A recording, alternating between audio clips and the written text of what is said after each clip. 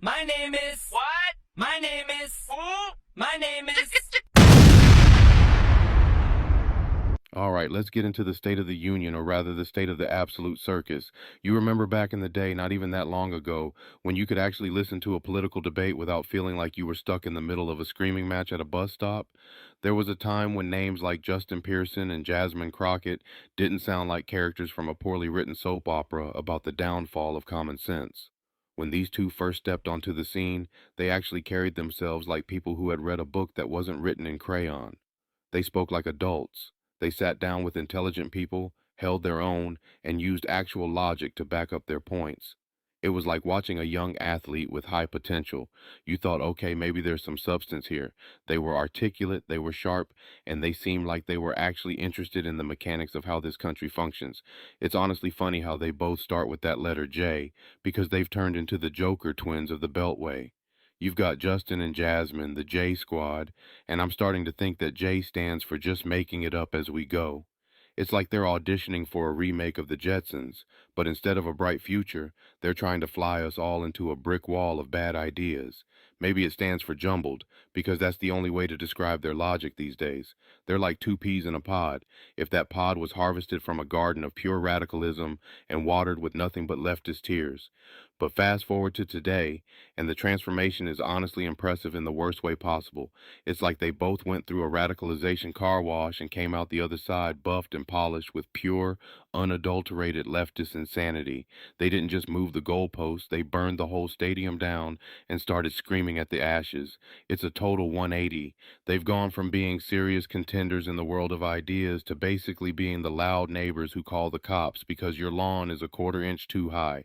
Look at Jasmine Crockett. When she started, she was positioned as this bright legal mind, someone who knew the inside of a courtroom better than the back of her hand. Now, she's essentially a professional grievance generator. Listening to her speak today is like listening to a leaf blower that only knows how to shout oppression. She's traded in the gavel for a megaphone and a script that sounds like it was crowdsourced from a sophomore sociology class at a college that doesn't believe in grades. She used to have surgical precision in her arguments, but now she's just swinging a sledgehammer at anything that looks like a traditional American value. It's not even about policy anymore. It's about who can perform the most dramatic eye roll while saying absolutely nothing of substance. Then you've got Justin Pearson. This guy was supposed to be a reasonable voice, someone who could bridge gaps and talk about the nuances of the law and the Constitution. Now he's basically the human equivalent of a Keep Left sign that's been spray painted over with neon glitter. He's gone from being a guy you could have a beer and a debate with to a guy who would probably lecture the beer about its carbon footprint and its lack of inclusive labeling. He's abandoned the high ground for the swamp of identity politics, and he's sinking so fast he's blowing bubbles of pure rhetoric. The comparison is simple. They used to be like well-tuned instruments, and now they're just feedback from a broken amplifier. It's like watching a chef who used to make five-star meals suddenly decide that the only thing on the menu is raw tofu and bitterness. They've traded intelligence for intensity. They've traded facts for feelings. And the worst part is, they think they're winning. They think the louder they shout and the more radical they get, the more authentic they are. But the rest of us are just sitting here wondering where the adults went. They've become caricatures of the very things they used to mock.